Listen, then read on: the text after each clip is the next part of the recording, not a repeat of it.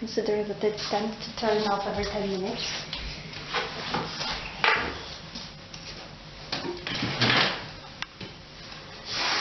So we are continuing our musical theme, and this will be more classic today. Is it recording?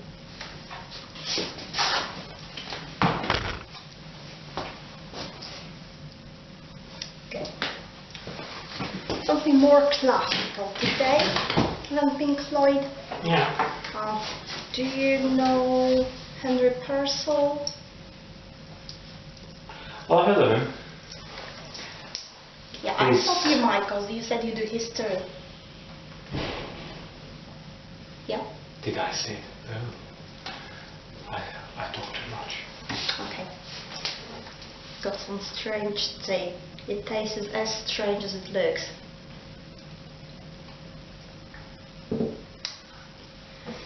Flowers. Okay. So that is from King Arthur. That bit. It's really interesting because it was written all those years ago, and still, for some reason, today it's still extremely popular. So modern musicians re-sing it, people look for it on YouTube. Yeah, it's famous. So let's have a look. Have you heard it? No. You should do homework and listen to it. So basically called genius. Genius is not like a clever person, genius like a spirit of a place. In this case, called genius. He sings like where art thou, ho, ho, who, from, ho, below, ho, has made me wrong, eyes on willingly and slow, from beds, where low,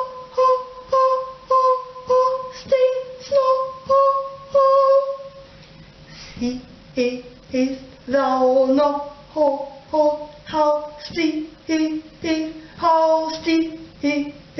and wondrous far on feet to bear they be that cold. I can scarcely move, draw my breath, can scarcely move, draw my breath. Let me free is again. Let me free is again to death. Let me free is again to death. Well, I'm not a singer. What you should do is obviously find the real thing and listen to it, but that's just to give you an idea. Yeah, so it's a really short song, but it has many layers to it. Why it's important? Why do people keep listening to it today? Because it was written like 400 years ago, a long time ago. So obviously, as it's a song, you have music and words coming together. So first of all, before we have any context, you don't know the author, or do you? Okay, before we have any context, how does it feel? Out of context, just as it is, because people listen to it as it is, out of the context of the opera. They sing it as a separate song, out of the context. So out of the context, how does it feel? How does it sound? What Crazy. does it do? How crazy? Crazy. In what way? Happy crazy, unhappy crazy, funny crazy. Psychotically crazy. So, what's unusual or interesting about it? Something that catches maybe your attention? You expect a song. What you hear is not a song. What you hear are sounds that eventually come out as a sort of a twisted melody. But So why is it twisted? Why can't we just sing normally, like "World Power Flow"? Why do we do it in this really strange and new way? Why do we need it? We don't know the context, but we know it's cold genius who sings it. because he's cold. Yeah, so there can be different interpretations. One is he's cold. Yes. That's why he can't speak. What is another? Yeah, which is always nice. You presume that someone who's cold can't really speak, but he can sing. So that's one of the interpretations, and I have seen this opera in like a comic way. Really, the opera in itself is neither serious nor funny, but how you present it. So for some reason it was in German. Anyway, they made it a more or less comic version, and there they hear like power, which I don't really agree with, because if you look at it, it's a serious play. It's a serious play, and here is a serious song. And as you listen to a more classical version, you can feel this struggle. You can feel this slow movement, frozen movement. It's not like he's properly because it's cold, but because I can scarcely move or draw my breath, he says it so. That reflects it. This slow, unnatural movement is reflected here. Yeah? Okay. Maybe have some more ideas? You can feel how the words he sings are reflecting how he feels, the way he sings and the words and how he feels come into one state. He says he can scarcely move or draw his breath. He's unwillingly and slow made rise, and that is reflected in the way he speaks. Yeah? Okay? So, now, we have quite different ways of looking at it, if it's still working.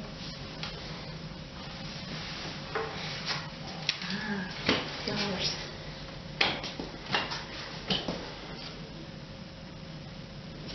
Well, it's going to be working for some 50 seconds. 50 seconds? Yeah, which probably means we can let it work for Let's 50 seconds and then restart it. Shall I go and check whether there's some boiling water, hot boiling water for our gold spirit? Genius. Genius says. Yes.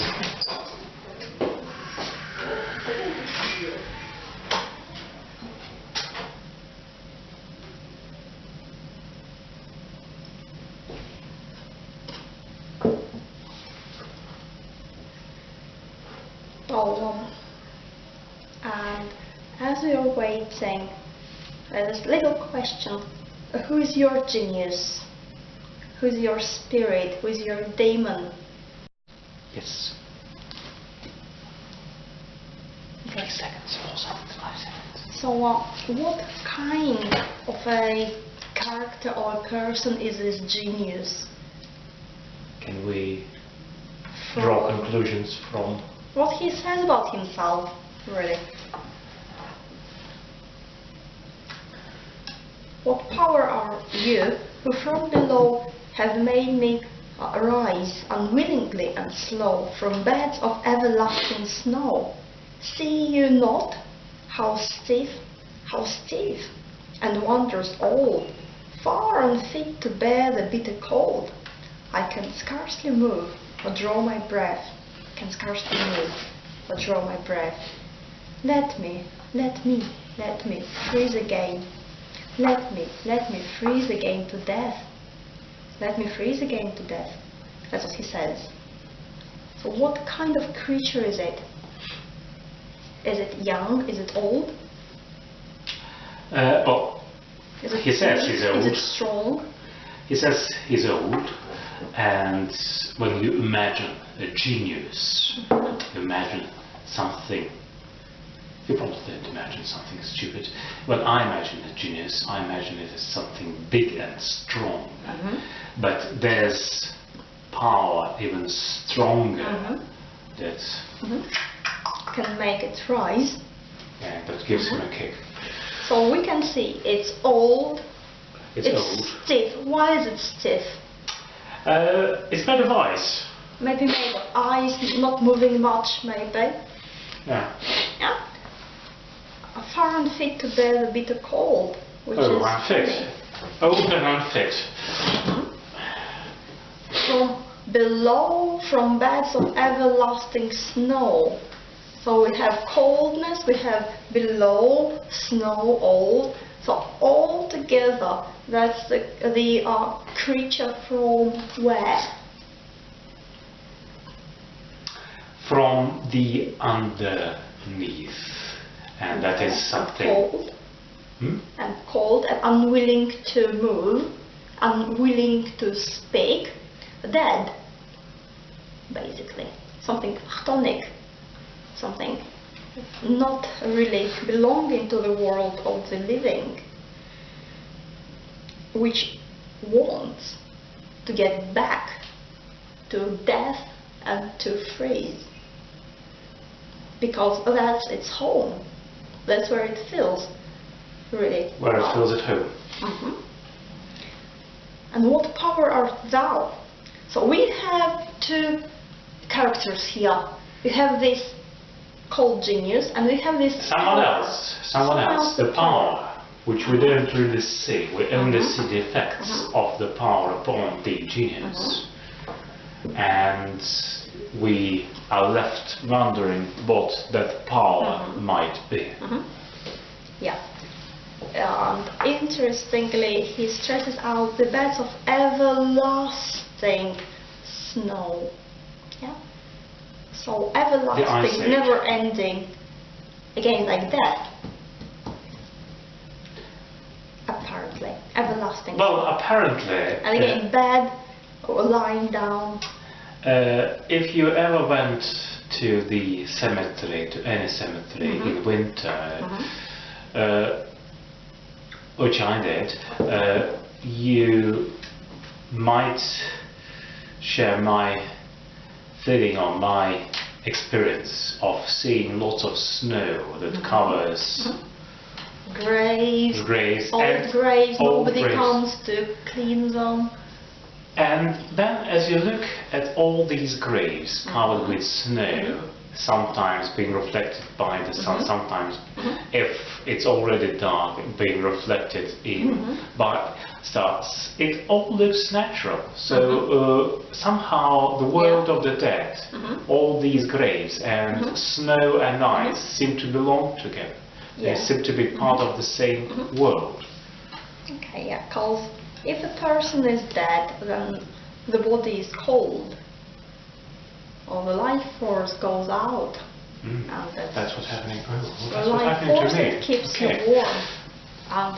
It's quite worth remembering. It's nice to have a good warm body, isn't it?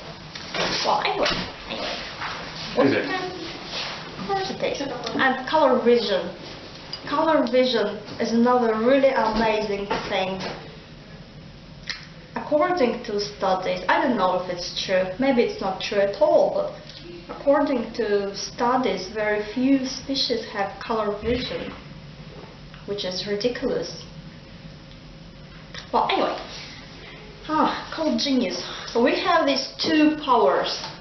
Cold power, which belongs to death, to snow, which doesn't want to rise, and the power which makes it rise. For some reason or the For other. some reason. So we can look at it from the point of view of one or the other. Yeah. And there's one thing that is a bit unexpected for me. When someone is down there below, and there's a force that drags him out of the grave or something, you expect that force to be above the ground. Because it's rising. Because, Makes and it rise. the power in question is the power that makes him rise from below. So the power is probably below. No, not makes from below, but him from below. Rise from below. Okay, so the power is not even below. not even deeper No. inside. No. Okay. So, how does this genius feel? Is he happy? Oh, finally, a bit of sunshine. No. How do you feel about it?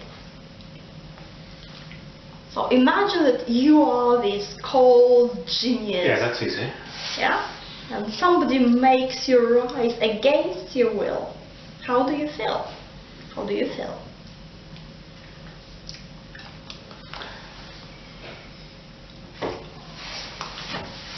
Two things.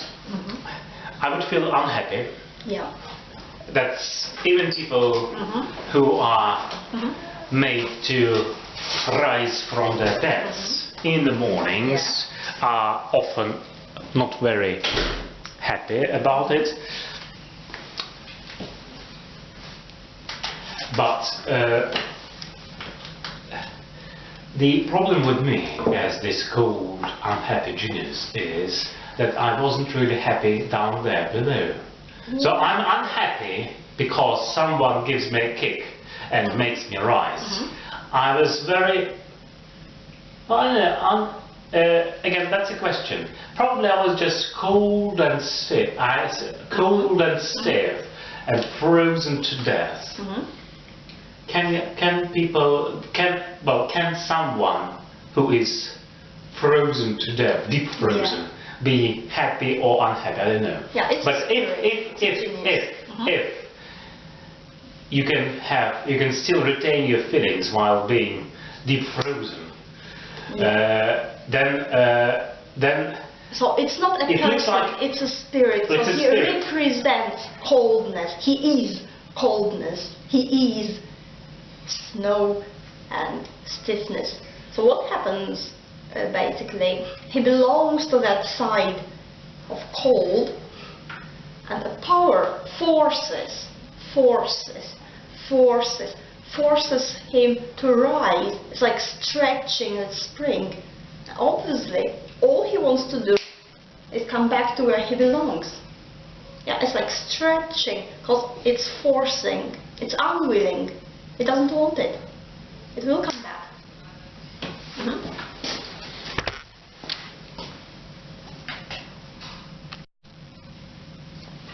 Yeah, so within the play, it's more or less simple, because the power who wakes this cold genius is Cupid. Yeah, Cupid comes and wakes this cold genius, and cold genius sings this little song, and then Cupid says, "Oh, look, love, love, love, all you need love. Do, do, do, do. All you need is love. Has he got arrows? It's not important. And then It's probably because he's wearing weapons and he's not a. He shouldn't be allowed to wear weapons in public places where we cold spirits lie at rest. okay. Deep frozen. Anyway. No microwaves allowed. Anyway. And then the cold genius says, "Oh yeah, you're right. All we need is love." Do, do, do, do. And everybody's happy, and it becomes a tropical beach, and everybody is wearing nice bikinis. But in that case, the image is very simple. Cold genius, like cold heart, cold feelings, then love comes and wakes you and makes you rise, and maybe at first you're stiff, you don't want it, but then love, love, love. You get into it, and love is stronger than this heartless coldness, and then you go into love too. Love is stronger than love itself. Yeah. So that So is you think that it's oversimplifying things? a bit. Well, it is interesting. It's good in itself, as it was in the play. But I believe it's my guess. I might be wrong. It's just an idea. I guess why do we listen to it now is different. I believe that now when Sting, the musician, sings this song, when people look for it on YouTube because they feel it for some reason, it catches their attention and they want to come back to it. It's not because they think, it's like a love story in 2 minutes. I believe it has to do with something completely different. I believe it has to do with Frankenstein. Because Frankenstein is a big symbol of modern times. It was one of the key figures, one of the key images. Can you see how Frankenstein can be related to this story? Okay, make an effort.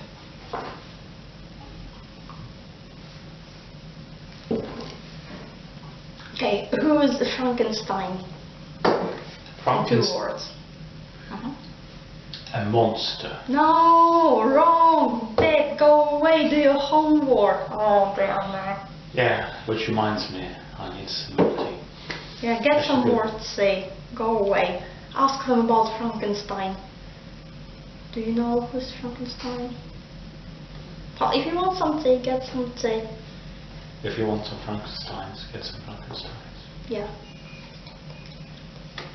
I want to know who Frankenstein is. I've never met one. Oh dear me. So Frankenstein is not a monster. Frankenstein is a scientist. Frankenstein is a scientist who made this creature.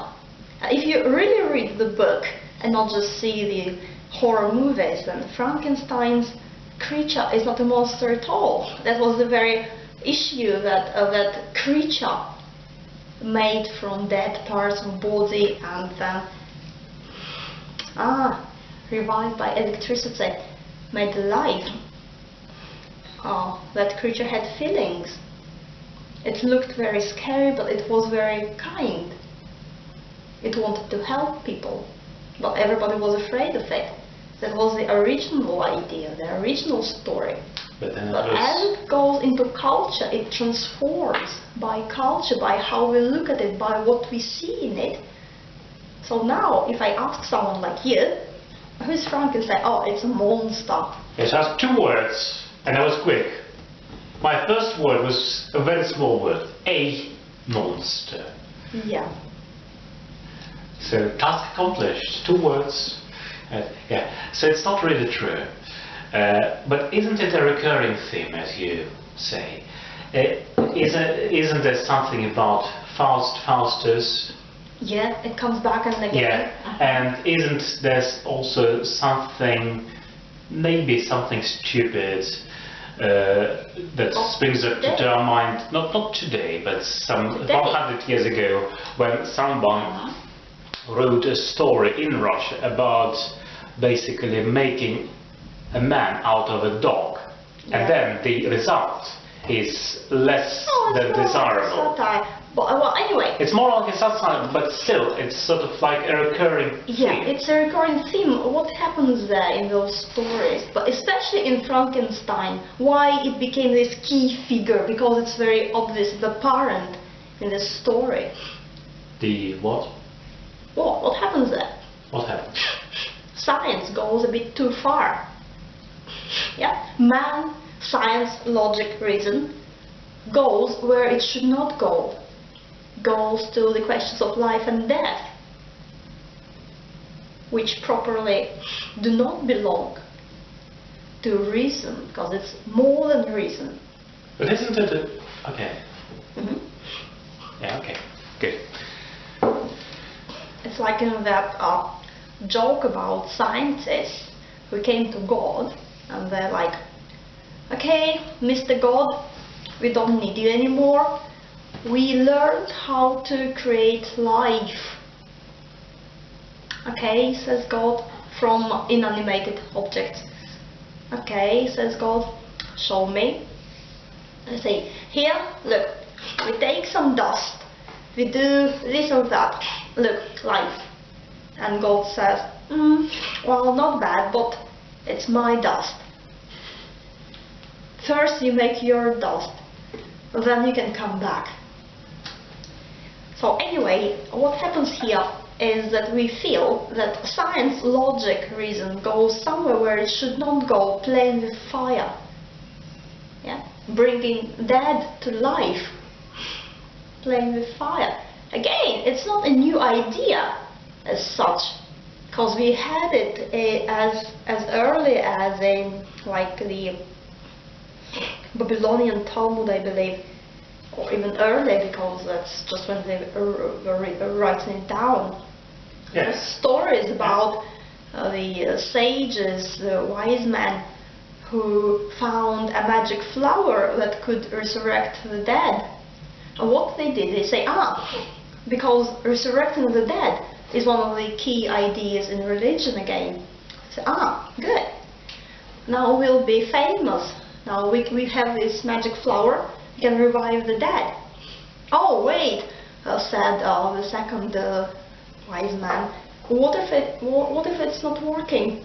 We saw it working, like a bird brought it to revive another bird and left it. Maybe you can only use it one time, maybe. Yeah, let's check. Because if we come to Jerusalem somewhere and we say, we can revive the dead, we can bring the dead back, and we use it and nothing happens and we're fools. Yeah, let's see if it's really working. Says the sage number 3. There, look, there's a dead lion. Let's see if it's working. If it works on the lion, then it's working. They came to the lion, they used the flower, it worked. The lion became alive again and ate all those sages. And the moral is that you can't go and bring the dead back to life. There's a limit. There's a limit. And today, we feel it's in culture. We have lots of movies, films, lots of books, horrors. We like horrors. Lots of them about science going crazy. Yeah, science going too far, and all come back to all those old ideas, like you say, Dr. Faustus and Frankenstein. Yeah. And then, of course, it's as people who know something about what happened in the 20th century, we might say that both World War I and World War II were just nightmares, to a large extent. Yeah. Cheers. So. Is it edible anyway? Mercury biscuits. We may experiment. Yeah, you experiment. I'm drinking more.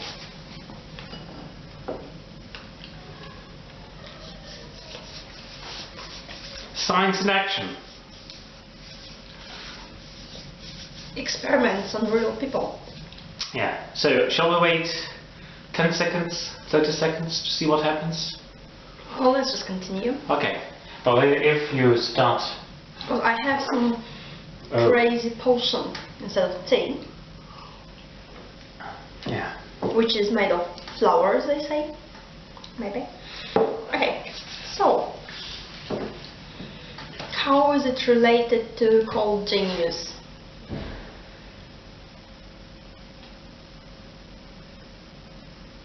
Science going where it should not go. Becoming really dangerous. Knowledge in hands of fool. What can be more dangerous?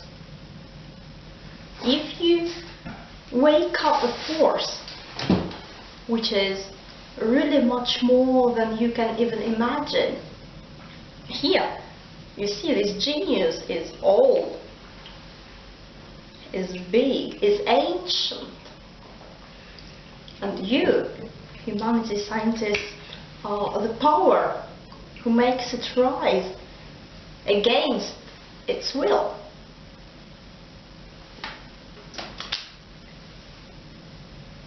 Yeah.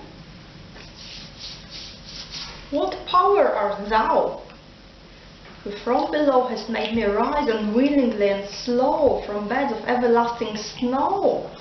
You can feel like it's not going to end well. It's too big, it's too ancient. You can't control it. You can only wake it up and see what happens. And it doesn't want to be awakened. It's not happy. Isn't it the historic struggle, man and nature? You can't be a man unless you do something to nature, unless you change something. You can't be nature unless you resist being changed. You can't be a man in the 20th century unless you want to know what's inside the atom, unless you want to make an atomic bomb, or unless you want to experiment with power stations and see what happens where it goes wrong. It's always a question of measure. No thing in itself is good or bad. It's a question of measure. Like you say, atom. But a nuclear reaction is fine if it happens in a star, say, if you believe that theory. It's not fine if it happens in your, at your backyard. It's fine if it happens where it should happen. Yeah, it's a question of measure. And here, we go where we really, really should not go. We wake up something that we should not wake, that is better left lying, yeah, like left the dogs, the sleeping dogs lie. I believe we can feel it in that song. And not only that, because it's sang, it's spoken from the point of view of that force itself, which is being woken up, so we can feel from its point of view. So the question number one, what is that kind of power that makes this ancient, unwilling force wake?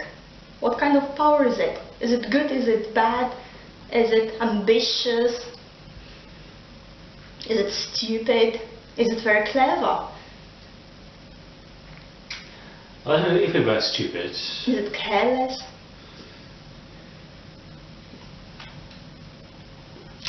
It can't be stupid. You can't be stupid and wake up those ancient geniuses.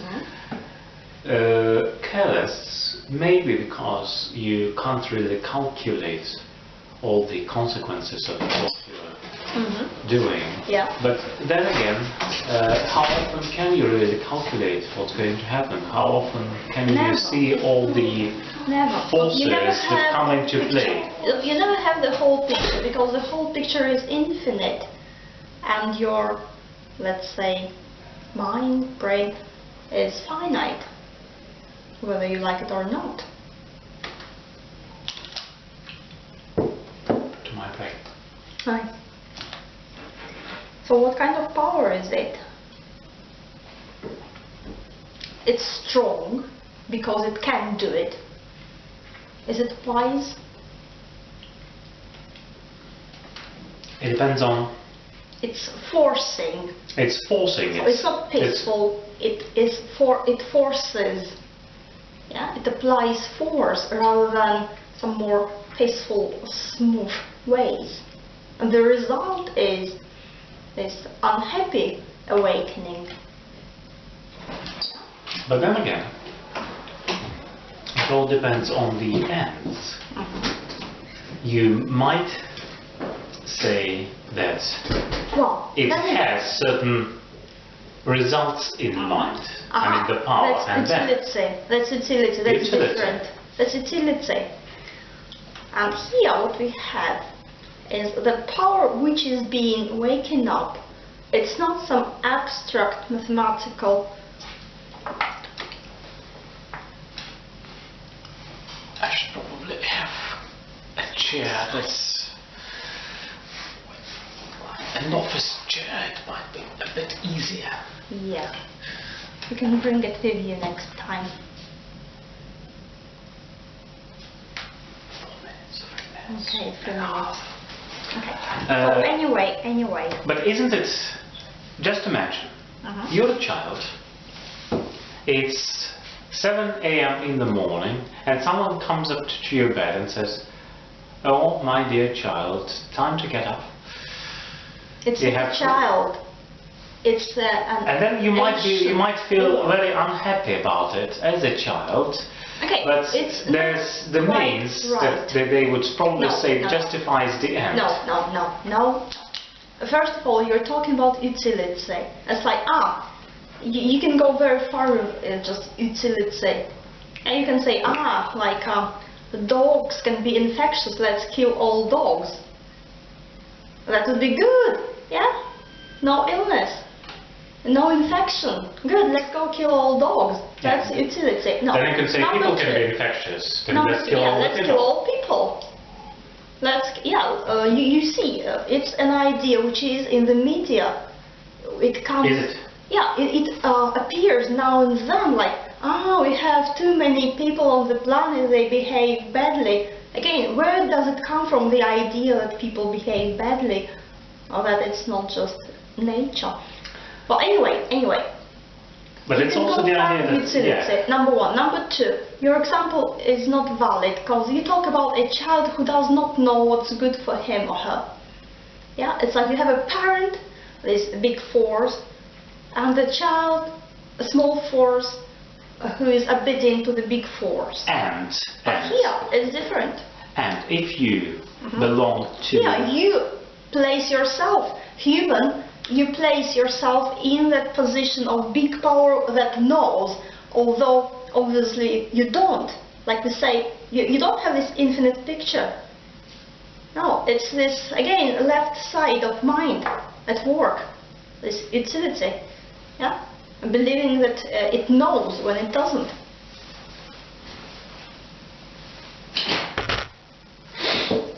Yay!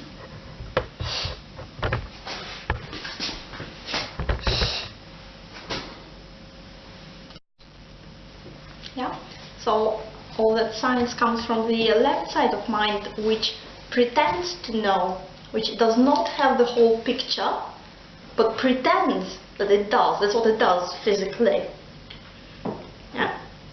Same here, what you say is a good example of how the left side is thinking without having the whole idea, the whole picture, all of this information. Yeah, but you're not going to get the whole picture. Never. Yeah, you can get it a bit better. But anyway, here this power is arrogant. Yeah, it's ambitious, arrogant. We don't see it. It's strong. That's why it's power. It's more powerful than our little cold old genius, who's also stiff. Yeah, and probably has. Probably his back. Yeah. Lower back pain, yeah. But we don't really know anything about it. It's very impersonal. It's very impersonal. So if it's arrogant, it's something personal. Power that rises it. Yeah, and this is like something impersonal that comes to you with no prior warning, that makes you rise. And you can't even see it, you can't even explain it to yourself. It just imposes its power on you. So that's yet another turn, I agree. So one turn is in the context of the opera, like cold feelings, love, kiss, kiss, happy. Okay, that's one thing, which is quite well. Another thing is this Frankenstein idea, which is present here, and yet another turn is how you say, because as we read it, as we listen to it, we feel it from ourselves, because we feel the same as this power. Very often, I guess everybody feels like that from time to time, how they're made rise by some force which they can't resist, which they don't like, or with which maybe they don't agree, but which is bigger than them. But isn't it also true, if we take that, if we discuss it from that perspective, then isn't it true, and all our lives can be seen with that thing in mind? We might consider we have free will, we are doing what our free will tells us to do, we are more or less free. In reality though, what we discover is that we are driven by a powerful force that's absolutely outside of our control. And some people might comprehend it and say, together with the cold genius, "Oh, why are you doing this to me?" Okay. Some people might be unwilling to admit it. Some people might not notice it. Some people might be doing something to forget all about it. Well, again, it's a classical question, really, about free will and the driving force, and do we have free will? We do have free will at some level, but once we make the choice, we follow the path. Maybe we don't have much choice on that path, but we choose the path. Or if you say, no, we can't choose the path, we're just put here, then we can still choose how we react to it. Not what, but how. Can we? Can't you? No. Because you can. Yeah? You always have a choice. You always have the turning point where you can choose. You come here, you're like, I fall in love with that person. No, I don't want to fall in love with that person. You can choose. And then, of course you can. There's always that little turning point. Or, I want to be, like a sage-like, and you go there. Or, I don't want to bother, I want just to live a careless life. Yeah, because once you make the decision, if it's true, you start acting, you start thinking in that way, you start digging in that direction until you dig. And then someone comes to you and says, "Oh, my life is ruined, I wanted to be a sage, or I wanted to be this or that, and I started doing something early in the morning, but then it was done formally and he didn't really want it." Then he was lying to himself, is it? Because if it's really true, it comes from your heart, then it becomes a way of life, not just, 7 in the morning, meditation, 8 in the morning,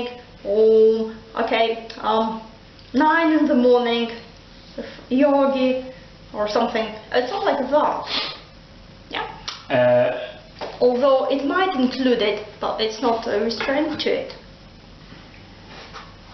Well, anyway, what power are you who from below have made me rise unwillingly and slow from beds of everlasting snow? So those sides keep turning. Now we feel on the side of the force as a humankind, mankind, science. Yeah, what are we doing? Just look at this force. What is it that we're waking up? Maybe we really shouldn't. It's all about death and snow and stiffness. Maybe we should not go there. And all our being is crying, no, we should not go there, because we don't like stiff, we don't like cold, we don't like freeze to death, we don't like death. Yeah. Then again, we can see that this genius which is being woken up, it really belongs to that other side. It can't breathe, it can't move, it can't speak. Yeah, it's slow and willing, it comes from below, it's connected with everlasting snow, and then this force makes it act as if it was really alive, though it isn't. Yeah? Why is it speaking like he is? Because it's unnatural. Yeah? Because it's made speak. It's not its real position. It belongs to silence. It's made speak. So what you have is very strange speech. It belongs to stillness. It's made move. So you have those robot-like mechanic movements, because it's not natural. Yeah, like maybe you may see it again in some films when somebody is not willing to move or to do something, and then they have some kind of spell or magic, and then these people are made move. And that's how they look, because it's against their will, unwillingly. Slow. Yeah? So it's one side. Then it turns and we feel like we are the genius. Oh, life is unfair. I feel horrible. I just want some peace. Do you want some tea? Tea. Oh, I still have some, if it's tea. Okay.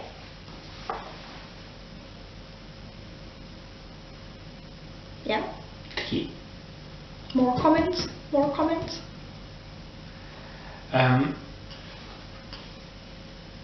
Not necessarily something that you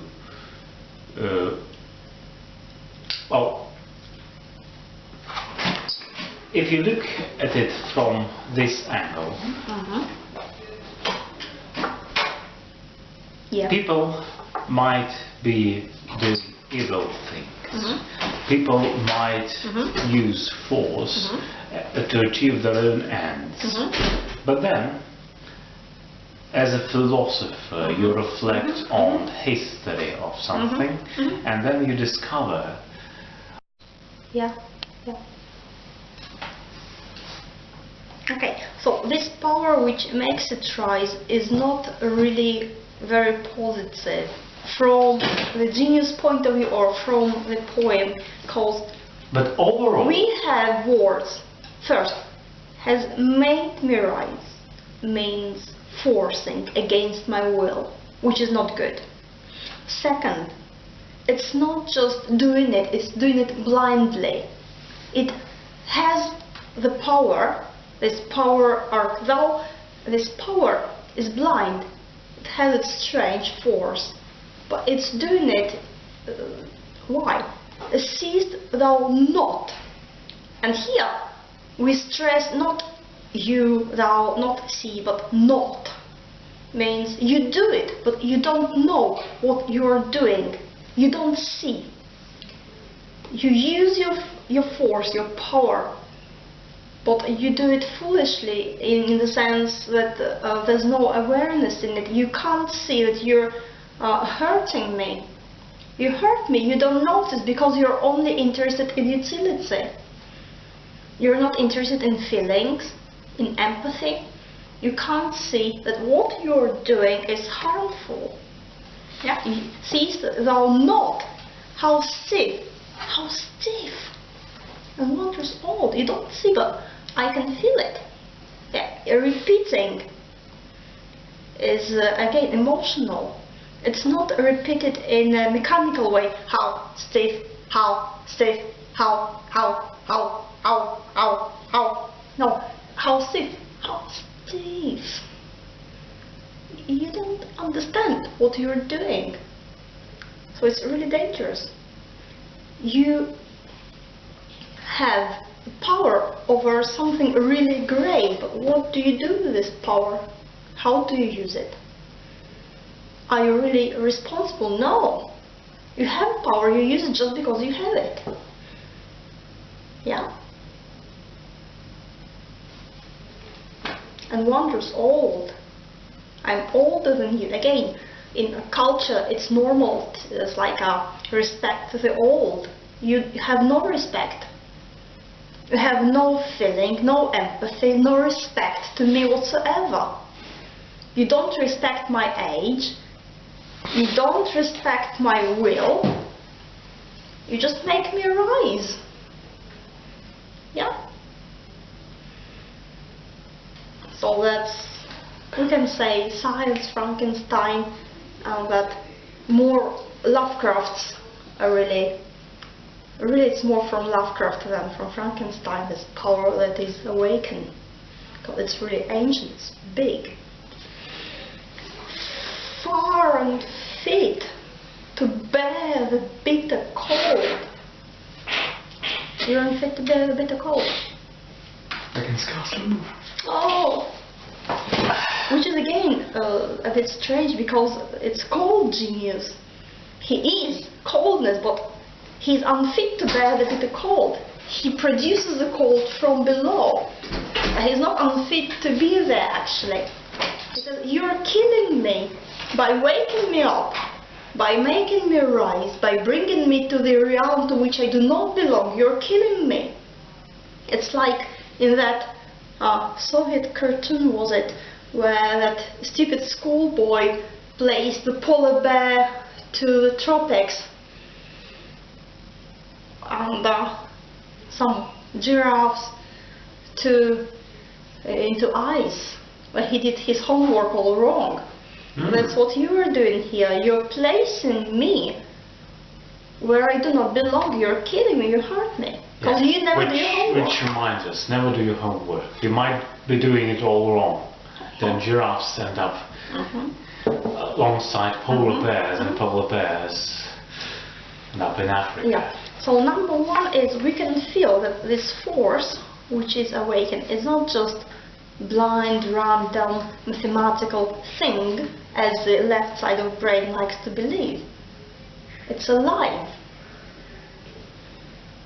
Left side, which is responsible for right side thinking. You're pointing the right side. That's left side. Why are you pointing there? Yeah. Well, anyway. Polar bears. Jingle bells.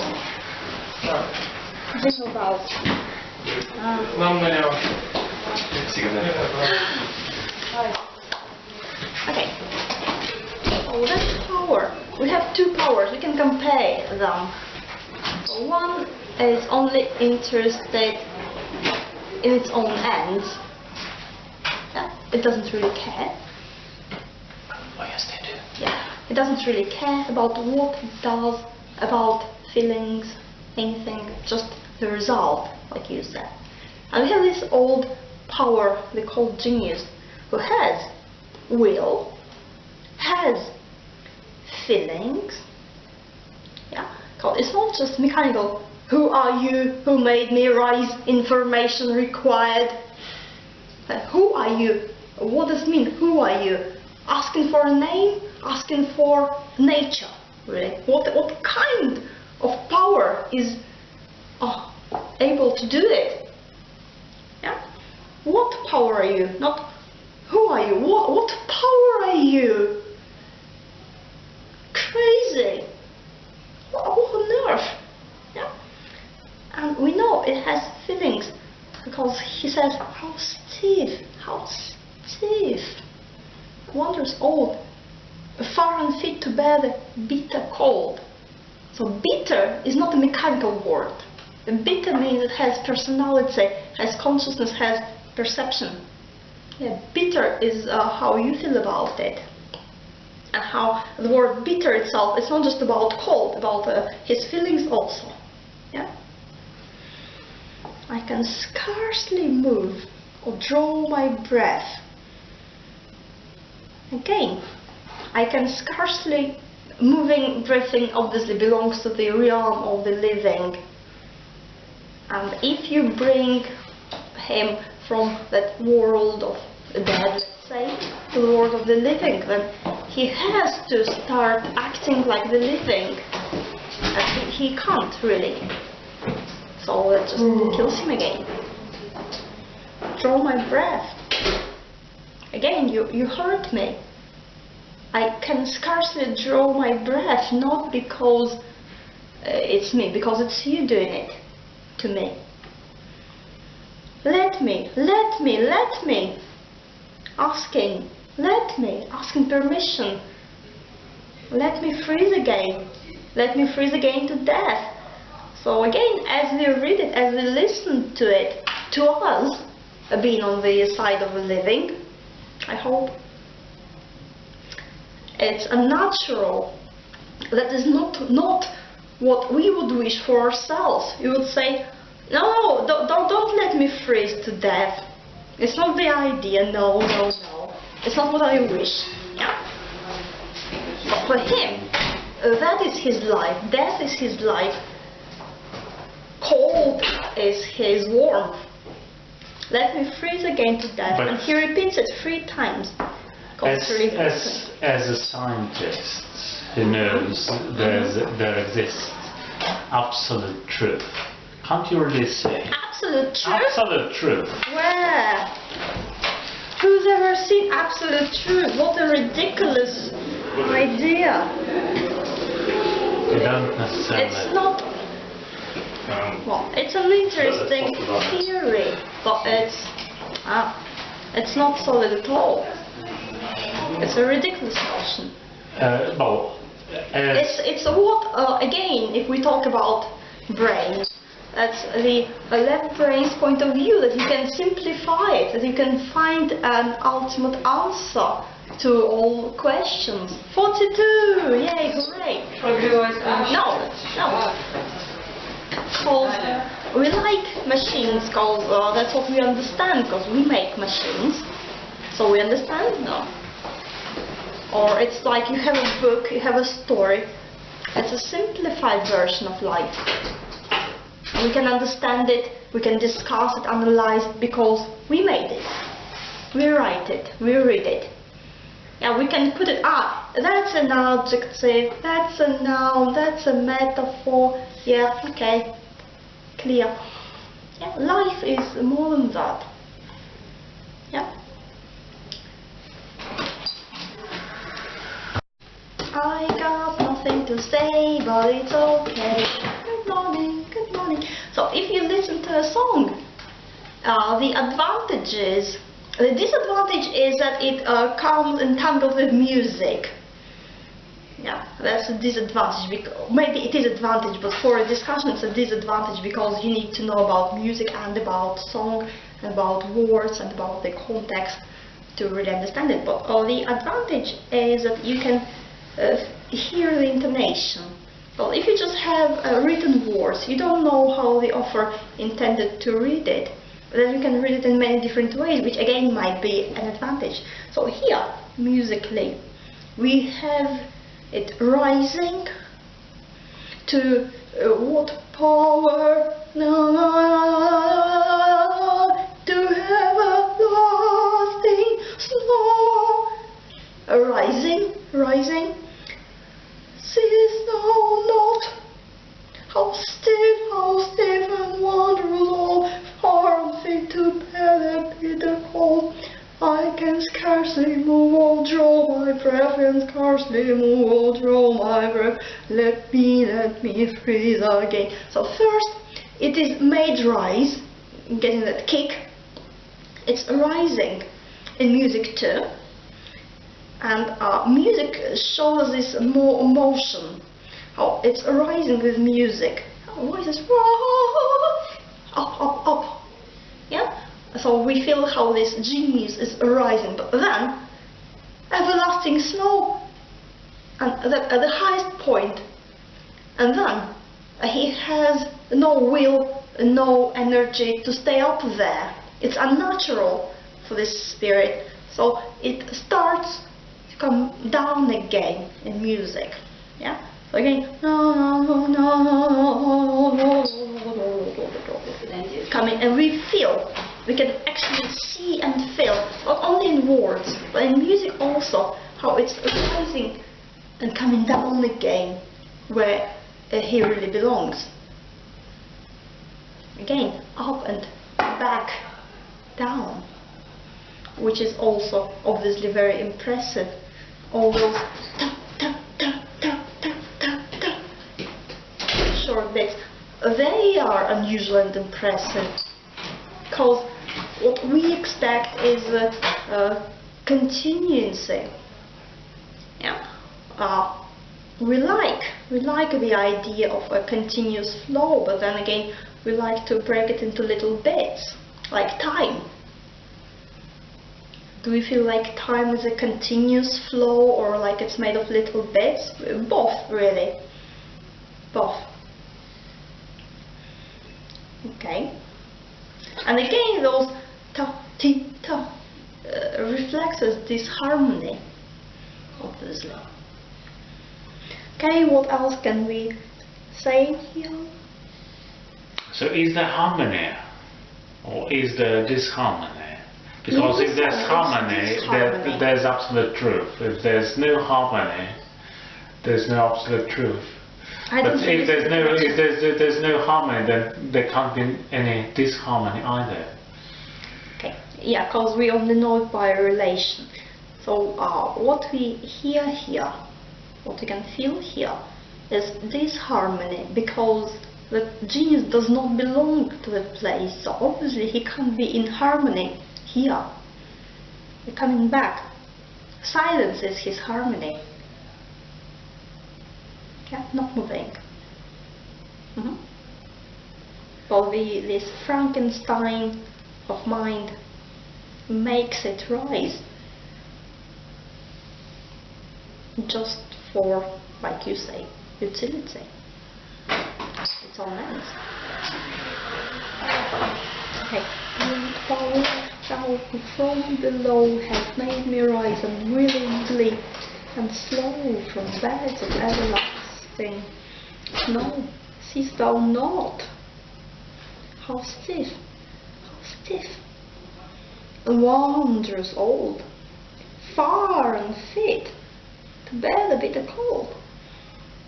It's like we're dealing with a very stupid, blind force. You can't see. You see, I'm unfit. I can scarcely move or draw my breath. Can scarcely move or draw my breath. Let me freeze again. Let me freeze again to death. Let me freeze again to death. So again we repeat it 3 times, because that's where he is returning, actually, within the song. By naming it, we come there. Yeah. So you can't put it in the beginning. You can't say, let me freeze to death, and then in the end, who are you who made me rise? Because that would leave you with rising. But here we have this up and down again, back.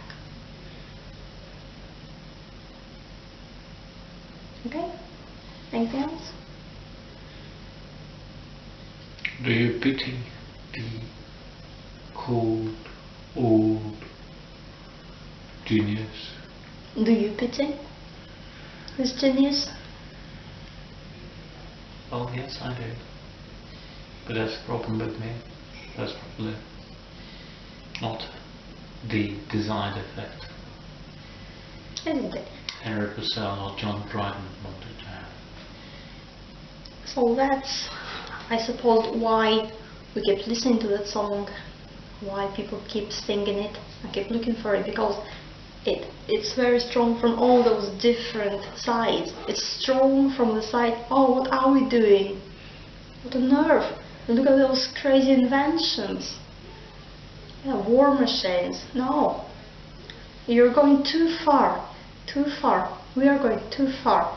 That's one So side. look at all those crazy inventions, say people watching it on YouTube. Look at it! Yeah. Look at it! Yeah.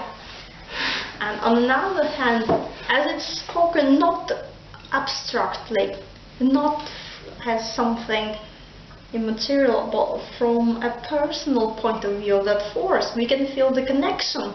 Oh, I feel like he feels. Or I can, even if I don't normally feel like he feels, I'm alive, I'm a person, I can use my empathy to connect with it, and it's a very deep feeling of being mistreated, offended, life is unfair. It's deep in us. It's deep, so it... Or maybe together with someone named Freud, you can say it's our desire to die. Oh, That okay. also Yeah, helps which we don't like to admit. helps us We don't like to admit. sympathize with the Yeah. spirit. Yeah, could be. Could be. So there are lots of ways of approaching it, or maybe you can just listen to it as one whole. Like I said, where we stop. Doesn't want to stop, it wants to continue. Because you Go look at on. it and it's like, it's such a tiny little thing. What is there to say? But, and then you talk about it for an hour and what? Nearly a half 628.22. Yeah. Who's that? I wonder what that means. Phew. Shall we let it play for a minute more? Because A minute more, a minute more, a minute more, a minute more. Okay, I ran out of my magic tea. Magic tea.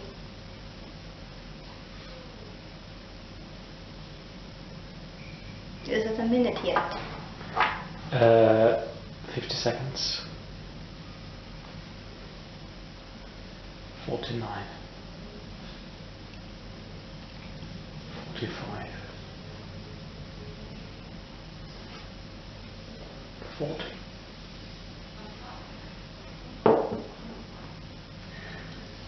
So it's just time to reflect, really.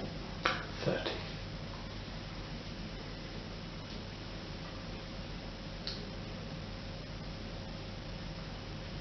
We come back to silence, as we should.